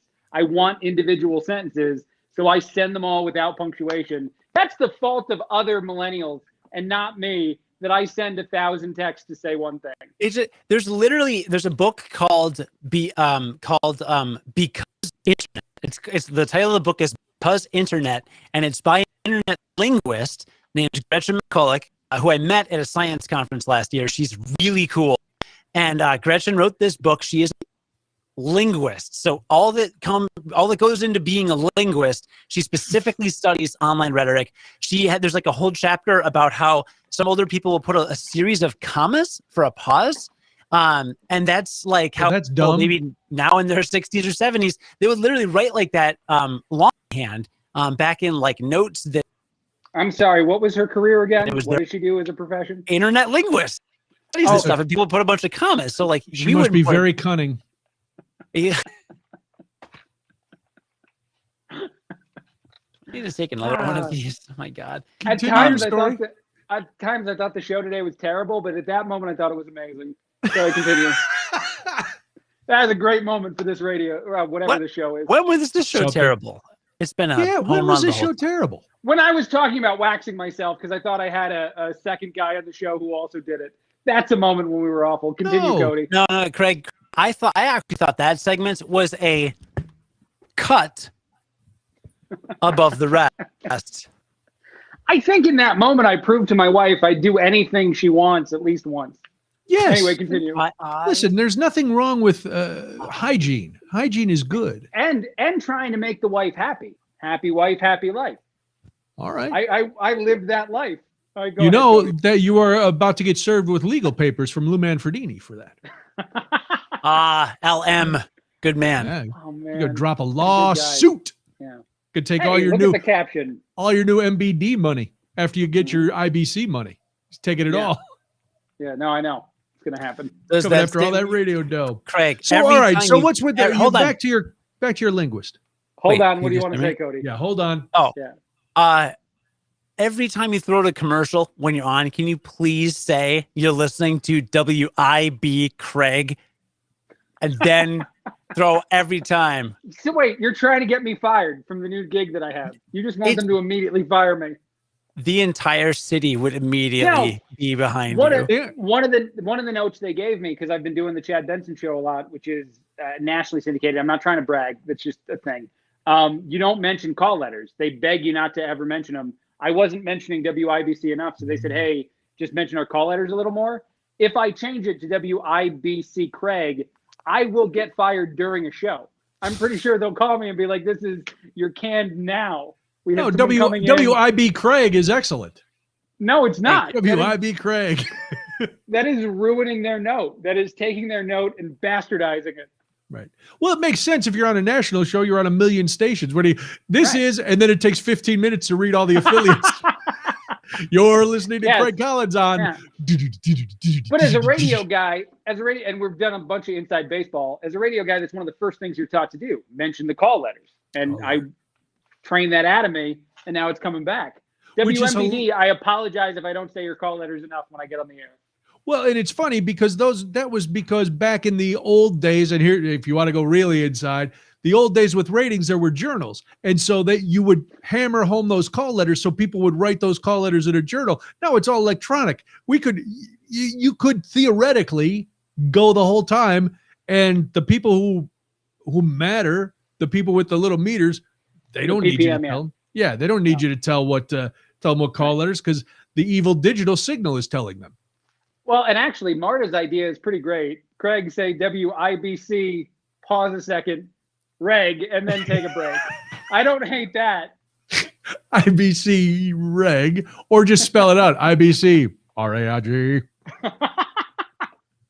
You know what I also noticed? This is a weird. I'm just gonna keep ranting. I noticed that on a specific show, I kept ending every segment with "That's just my opinion," and then we went to a break. Because everything was opinionated conversation. Yeah. I'm pretty sure that's a terrible thing to say at the end of a radio segment. It's obvious it's my opinion if I'm hosting a radio show. But to end every segment with, and that's just my opinion. And it wasn't just like political things or news things. Right. I started doing it for like lifestyle things, celebrity news. I was like, yeah, and I think that Matthew McConaughey is a little crazy for having a YouTube page. That's just my opinion. Now time for a commercial break. That would be perfect. That would be perfect if you were doing one of those syndicated 5-minute segments that, and now like Paul Harvey, the rest of the story. Yes. And now Craig Collins, that's just my opinion. And, that would be great. And to be honest, it's fun. Like the producer by the third one was like, I don't know why you're doing this. And I'm like, I don't know either. And then it just kept happening. Oh, God. I just couldn't get it out of me.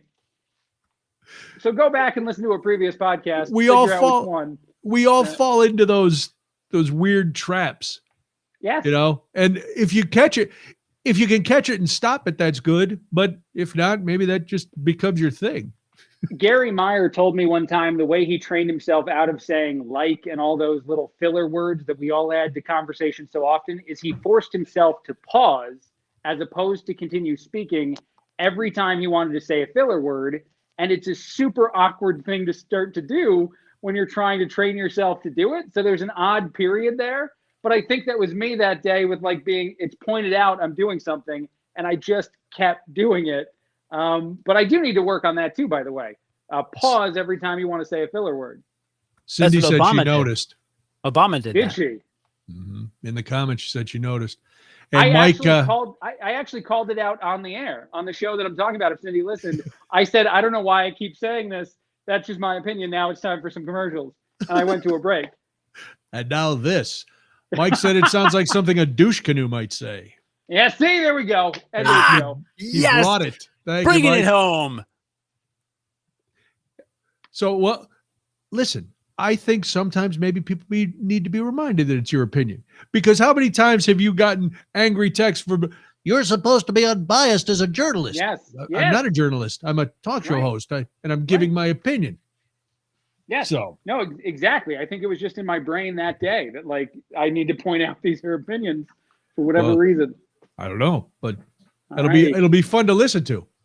Now it's going to be fun when you say your new call letters at the WMBD like a million times, and then throw in, but that's just my opinion. No, those are the call letters. Nope, just my opinion. My opinion. Maybe that should be the name of your show, Craig Collins. So. That's my opinion. Afternoons. Craig's opinions from 3 to 6.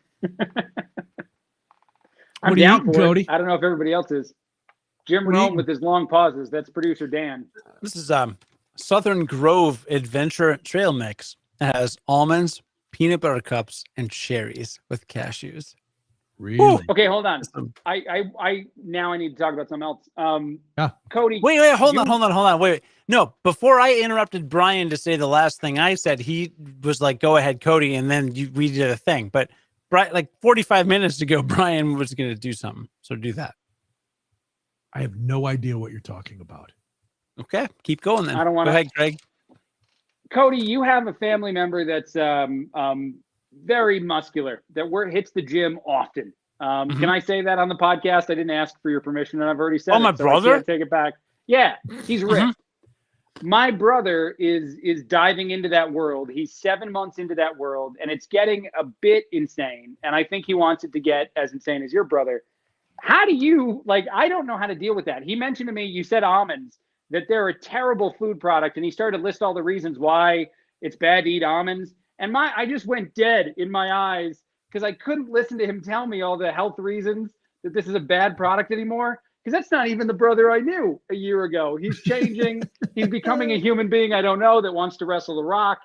Tell me, how do you deal with that world? I don't. I don't want to wrestle The Rock. Because he's a brother. For him to get as physically fit as he's getting makes me feel like I should do it too. If it were any other friend, I wouldn't give a crap. My little brother doing it is driving my brain insane. No, that's interesting. There are two types of we've done studies on the science of envy. Essentially, there's two types. It's not what this is. It's not what this is. Well, but you want to get in that kind of shape, right? Don't say all those words. No, I'm not saying you want to be him.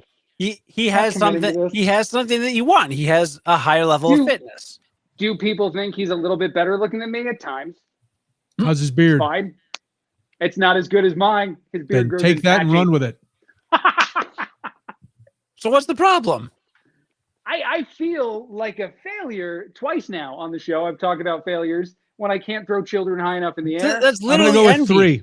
You literally just described what I said. I said envy, and then you were like, no. You're like, no. It's not that I'm envious. It's that I want something that someone else has. Stop it. Totally different. Cody, I'm aware of what it is. It's my little brother. I can't handle that it's what it is. I can't accept it. Because now he can whoop your ass. Well, and he's taller than me, which was the first unfair thing that God did to us. I got to live most of my life feeling like I was superior to him, and then God ruined it. And now he's doing the same thing with our physical fitness. I'm very upset about this. So why don't you just start working out then? She's too far ahead now. The lead is already there. He's already in front. Oh, two words for you: steroids. He does do a lot of creatine. I think I can admit that on the show. It's not illegal. I don't know about that. Yeah, I don't know. The thing with me and my brother is that if you look at pictures of my brother or me between the ages of 12 and 17, we are literally identical. You cannot tell. So what that tells me is that, if we were pretty much the same exact, physically till 17 or 18, then clearly what he's doing is not genetics, right? It's hard work, right? It's nurture, not nature, right? So I knew that I had the potential, and I saw how he did it. He was at the gym 3 hours a day.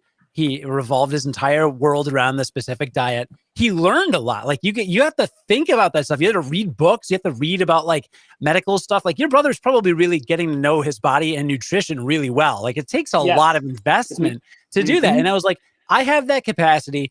So I asked him for some routines to just like get bigger or whatever. And I got kind of bigger one summer, but it was so much energy and effort expended and like not seeing the same returns. I was like, if I were obsessed with this topic, I would keep doing it, but it's not for me. It's not for me. I have other priorities and I just do this. And dude, you're a radio host on a bunch of like radio things. Stop. Don't like, do you've that got, stuff. You've got stuff going, you know? Hold on. Noonan's up here. Where are you in the brother chain? What brother are you age-wise? I'm the oldest. Do you want any of the younger ones to surpass you in specific things, or does it actually not use? I'm the oldest. I have two older sisters. That ship sailed a long time ago. And yes. Did it get you for a while? A while meaning my entire life? Sure, yeah. I don't dwell on it as much because they're all doing their thing. But I like what you're saying before you talked about that it was your brother or you got into the family dynamic of it. Anytime somebody becomes just completely obsessed with fitness or weight loss or Peloton or not smoking or not this, and you're like, okay, I had 4 almonds. No, did I burn down the rainforest? I don't think so. Shut up. When I lost all that weight, that's all I talked about. It's all I thought about. And I could, and people were like, we don't even want to sit down and have a sandwich with you because you're constant. That's your entire focus. And you need that as to achieve a lot of that stuff. But that doesn't mean everybody in the world wants to hear about it. Who cares what the fat content of Cody's trail mix is? I don't want to hear that he ate kale today and then hear 87 minutes of the benefits of kale because I'll put a bullet in his head and then I'll just go on about my business. No, I totally get what you're saying, by the way, that when you're living that life, you need to, obsess in it. And then I've done this thing now with my brother because we call each other like once a week where I try to let him speak first. I've had a lot going on in my life. I talk too much about, so I always ask him what's going on. It's always workout related. And to Marta, real quick, I'm the older brother. It never goes away. I will always be the older brother. Yeah, no, you can't. Doesn't go away. I dominated him at everything for most of our childhood, and I desperately wanted that to continue. So and right now it doesn't. You just want to dominate him physically now? Is this like any way imaginable, Noonan? You're the older brother. It's in the brain. It shouldn't be there. He deserves to succeed in all the things. I love the guy. I don't want him to be better than me at anything. I just don't want it. Well, see, like for my brothers, everybody's in different fields and so it's not like we're not competing in that way. Financially we are, and I've lost, but that's, whatever.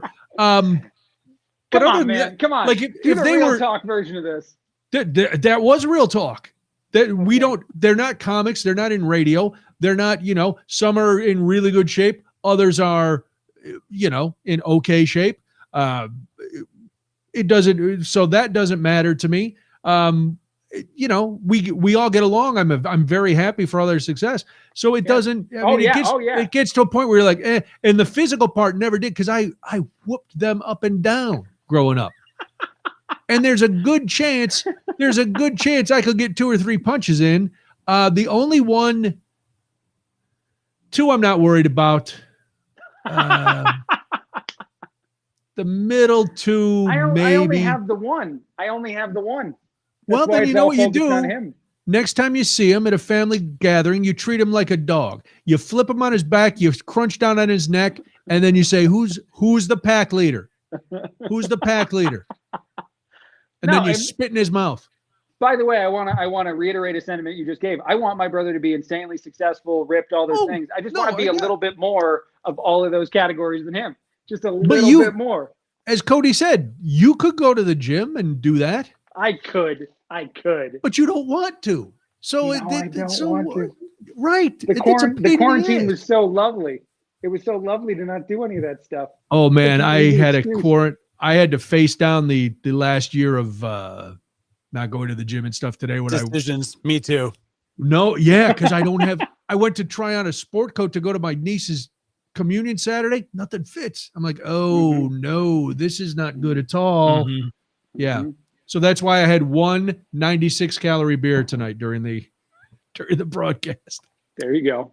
We're still gonna have stouts when we hang out, though, right? Sure. Yeah. Well, no, Yeah. we're just going to shotgun the Natty Ice or whatever it is you have. Yeah, I'm gonna get one of those big Flavor Ice sized boxes of Natty Ice popsicles. We're just gonna sit along. I would go to that party. That Would you go party to that sounds party? amazing. That'd be a I fun would for party. sure. It would All be. our booze is frozen. Do you guys have anything like there's a Jello thing? They do this a lot for Betty's family. You put vodka and Jello, and then you serve that at a party. Jello shots? Yeah, I guess they're Jello shots. I guess I just took the long way around to describe a thing that everyone knows about. Those are Jello They do it- shots. Yeah, they do it at like regular family gatherings, though. I only had those at bars before. This is You know not what a thing would be that- hilarious if they did it and then made it into a Jello mold, so nobody knew they were getting hammered. That everybody's just having a nice jiggly Jello mold, and the whole party turned out like Cody. That feels wrong. I also feel like this beer hit me harder than I thought it did. I'm guessing talk. that beer was very strong. Just yeah, from it's not like from the way you described it, being from the UK. No. And then I talked about Jello shots for too long there. No, not at all. I just I saw, Greg. a big IPA like that is going to be a strong beer. Have you Oi, guys that heard was of the Jello? IPA from the UK. Oi, governor. That's Have you quite guys a heard bit. of Jello? They put vodka in it and you eat it. It's crazy. It's crazy. Who's heard of that? They do that with watermelons too. What? You cut a hole in the top of the watermelon, you pour a handle of vodka in there, and then the watermelon soaks up the vodka, and it just, At a family Watermelon? gathering, you do this? well, people do This it seems at dangerous. gatherings. No, you don't do it when there's kids around. You know, Yeah. and we don't. I've been to parties that had Jello shots. I haven't done them since, or I haven't made them since like college or something. So I outgrew the Jello shot. I'll do them if they're around. I feel like the worst place to drink is a large family gathering. I feel I would rather get hammered with work colleagues or strangers than with actual family. No, you say something you regret with family, and you have to care about them after that day where you say the thing you regret. But if you say that to a coworker and/or a stranger, you live a different life. I don't know how your family operates, but the only way we were able to ever convey true feelings is liquored up at a family party. Christmas, that's whatever. There are a lot of. If a family party doesn't end in tears and at least a threat of violence, what's the point of even getting together? It's there. I remember many Christmases, back when I was a kid and my grandparents were alive, and there was, there was always something going on, See, no, and that's why my argument is it's the worst place to get drunk, not the best place. The best place to get drunk, I think, is where you're sitting now in your closet with nice acoustics and your earbuds in. That's the best place to get drunk. And I just so happen to be live streaming on the internet. That's the one negative. No, that's perfect. Okay. That's how people know that you're waxed. You're smooth as a dolphin. I said that before I got drunk. I don't. No, see, because if I'm drunk in front of strangers and say something really stupid, there's a good chance they're going to punch me. My family's really not going to punch me. Even in that world, though, if they did do that, you'd still never see them again. The difference is you get to never see these people again that you offended to the point that they wanted to hurt you. With your family, that never goes away. Yeah, but if they're all drunk, nobody remembers. That's fair. That's a fair point. Yeah, but now it's rougher because half the family stopped drinking. So now it makes half the family. That's a lot of family. Well, there's a lot. Well, not half the family. I mean, two. Well, 60% of the siblings. Okay. Stopped. Yeah, and then extended family. Once people started having kids, and everybody was coming to the big parties, you don't want to be the guy who's getting hammered in front of your kid. Not if you're alone. If you're with all the other adults doing it, that feels okay. No, well, there's a difference between drinking in front of your kids and getting hammered in front of your kids. Like Molly grew up seeing us, we would drink at parties, but we were never wrecked. And I think that's an important lesson for kids to learn, to see, oh, there's my dad. Look, he had 2 beers and everything's fine. He's not, so they see that because they're trained, they're indoctrinated that everything is evil. You got to say no to everything. And alcohol is a drug just like heroin.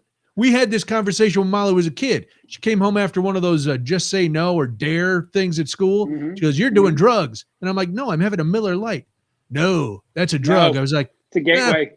Yeah, you want to get technical? Okay. Yeah. But I'm not doing heroin. I'm not doing coke. I'm not, doing edibles like Cody, getting all stoned in front of his kid. That's weird. But seriously. Wasn't stoned. No, hold on. Point. I did want to ask. I did want to throw the question to Cody because I've never thought of that. I don't have any children. I have no reason to censor myself in the world of drinking in public. There's no kid to judge me.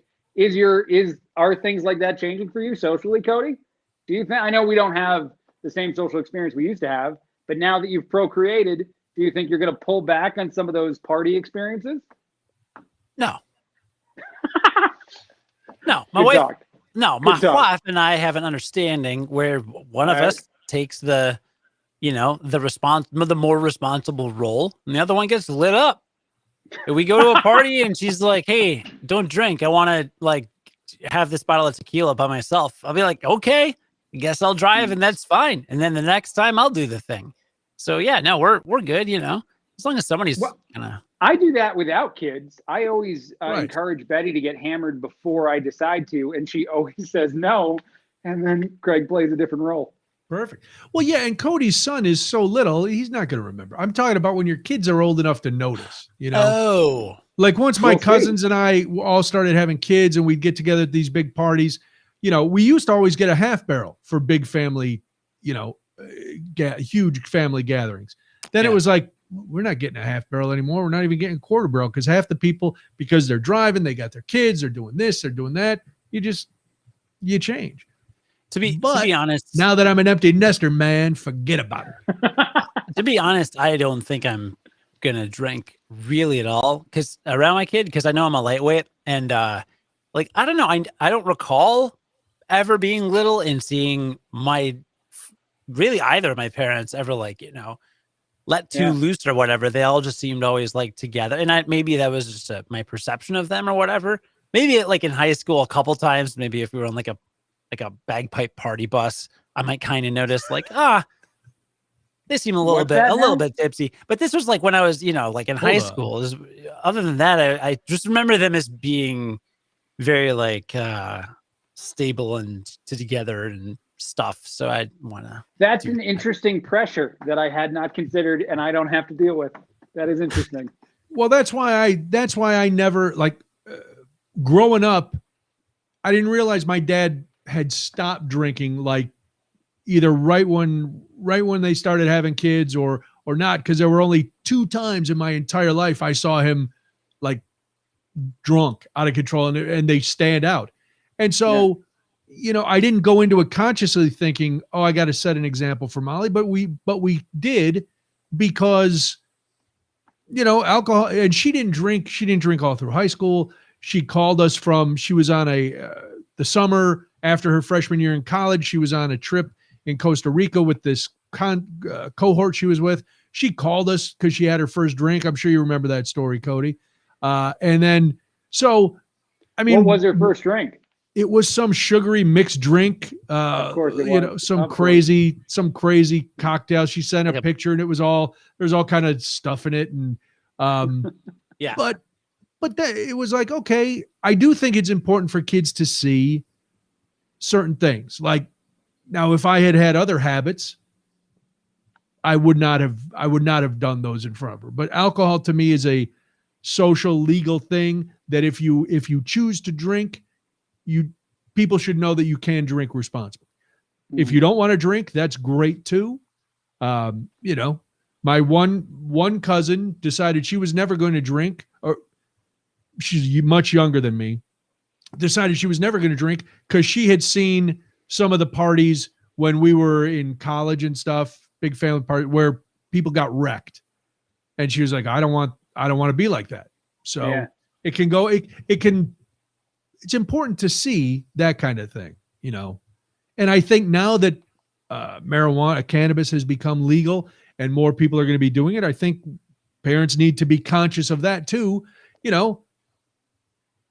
if you're gonna do it around your kids as they get older, then you tell them about it and you say, this is, you don't throw your life away. You see if you can handle it, and then you be responsible.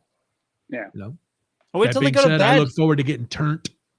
Always turn. But no, after they go to bed, I mean, dude, our kids in bed at 7, it'll be 8 later, then it'll be 9. Like, I'm not going to bed at 9. I mean, sometimes I'll pass out at like 9:30 if it's been a bad sleep week, but like, I'm not going to bed till 11 or 12. So I've got plenty of time.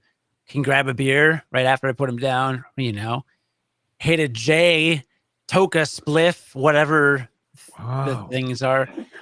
You're doing the drugs. Yeah, you got to do the drugs, do the marijuana. Exactly. And they'll be like, what? And the hokey pokey. Because it's when you're asleep. When they're asleep. You'd be I don't know. I think if I had had to decide when Molly was born that I was going to forego having a beer, with pizza or at a barbecue or something, that wouldn't have flown. I would have resented her more than I already did. Bum, bum, bum. Family drama. I've learned a lot during the show. We've learned a lot. Do we have anything else we need to cover before we get out of here? I'm checking. I don't think so. Let's go through all the plugs, shall we? First, we'll start with Cody. Check out Cody every day on the Curiosity Daily podcast at curiositydaily.com. You can go there. Craig has a lot going on. First, you can listen to Craig next week, Thursday and Friday from 6 to 9 on WIBC. That is the 29th and 30th of April. Is that correct? That is correct. Yes. I look at my cheesy dog calendar that I got at Walmart, and that is correct. And then the big news of the day, of course, Craig has a new show premiering May 3rd on WMBD in Peoria, 3 to 6 p.m. He's the afternoon drive guy. His second guest, Cody Gough, his first guest, Hall of Famer Gary Meyer. So that'll be fun. And my third guest, Brian Noonan. No, not now. I'm not taking a pity booking. What are you, crazy? Not 6 a.m. Oh wait, wait, hold on. Did I have a? It's 6 a.m. to 9 for the WIBC fill-ins. Yeah. Hold on. 6 p.m. Yeah. Listen, mine. The caption was correct. The caption was correct. Cindy misread it. 6 to 9 a.m. on WIBC. Eastern, by the way. It says EST. Look at it right there, EST. Mm-hmm. Eastern Standard Time. It is 5 to 8 Central. Oh, my God. Just go to ibc.com. Listen in the morning. Get up early. If you miss it, listen to the podcast. Is that correct? Are they podcasting you? They are. You won't be able to tell that it's me. It'll say Tony Katz on it, but you click on it, and that's my voice. All right. Well, either way, you can listen. We'll remind you next week, too. We'll remind you next week. This is too far ahead of time anyway. Oh, well, no, it's Tuesday. I'll be on. Okay, never mind. Mark your calendars for May 3rd. That's the big one. IBC is good. IBC is excellent. If you miss the IBC shows, you'll get to hear Craig every day. That's the good news. That's the big news of the day. You can hear me Friday evening from 6 to 9 p.m. Central Time. There, got it all out on WTFJ. You can go to WTFJ.com if you cannot listen on the air. The new name of the show, we're glad you're here. Realities may vary. We are podcasting this. I've already changed the name. If you go to Quarantine Cast, you're going to find it. We'll post this again tomorrow, all the audio, and go from there. Anything else, gentlemen? You got anything you want to plug? Did I miss any of the plugs? I gotta say, Cody. I'm disappointed in myself. Why? Because you're not stoned? No. What happened? I thought I was going to go all crazy and be zany and hilarious, but no. Maybe you took the wrong strain. Just hanging out. Could have been the wrong strain. I feel like this was the most I've ever opened up on one of these shows, and I think shared I'm a lot. Immediately regret it. I know. No, I think you were excited about all your career successes, and you wanted to share them and yourself because you're a genuine broadcaster. All right, there you go. And so you wanted to open up to your fans. Good talk. Do we have more of this beer, honey? Do we have more? Sorry, guys. Yeah, That's Craig. right. I love hearing about what you've got going on. What are you airing, mate? Where did you cut on your body? No, what did you cut? Was it with scissors or Hold on. with a knife? I thought we were in the same club. We were going to be out. we were out, but you promised us a drop by from a guest who could throw people. Yes. Before we get out of here, you have to. Who is this person that can throw people? Uh-oh. There's a lighting change. It's going to be a thing. Oh, it's the Undertaker. Hello, Brian and Craig. We should have expected this. You Brian, summoned me. You asked for this. Well, I didn't think he was going to bring up a stuffed animal. Why did you summon me? We should have known. We didn't. This is on us. The Undertaker is not that ghastly white, is he? He's a huge WWE fan, and we said throwing people and didn't notice it. You know what? You're You're right. Is right. on us. It's our fault, Craig. Mostly mine, because I'm an enabler. Made a mistake, Craig, and now you will rest in peace. Good night, everybody. Bye. Bye. Brian would spit in my